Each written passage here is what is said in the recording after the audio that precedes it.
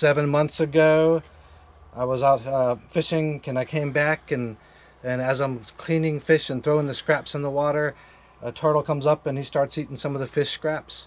And next thing you know, I had some other friends here and they were like, hey, let's see if he'll try and eat some fish out of our hands. So we walked down to the steps and had some strips of grouper, and he swam right up and started eating it. And he just happened to swim up to the steps that have names engraved in the steps. And he swam up to a name that says Doug.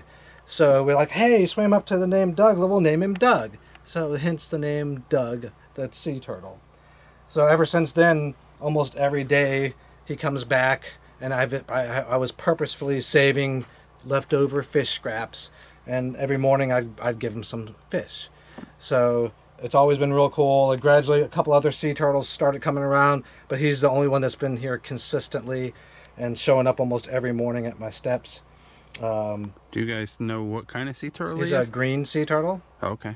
And I'm not a marine biologist, but I'm guessing based on his size and what some of my friends have said, he's probably about 10 or 11 years old. So the hurricane came and you stayed in your house? I stayed at my house and then a friend of mine's house right across the street. But right before the hurricane, I emptied out my freezer because I knew the power was going to go out.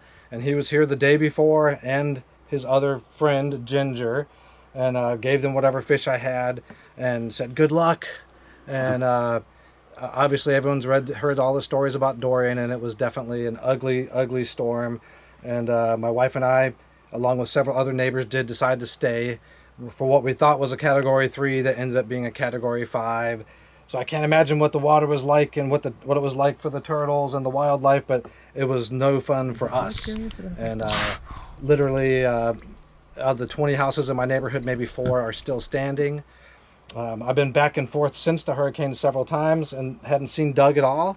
And about a week and a half ago, I looked over the side when a friend of mine was visiting. We were standing out here, and out of nowhere, up pops Doug. And we were thrilled to see him after almost 2 months.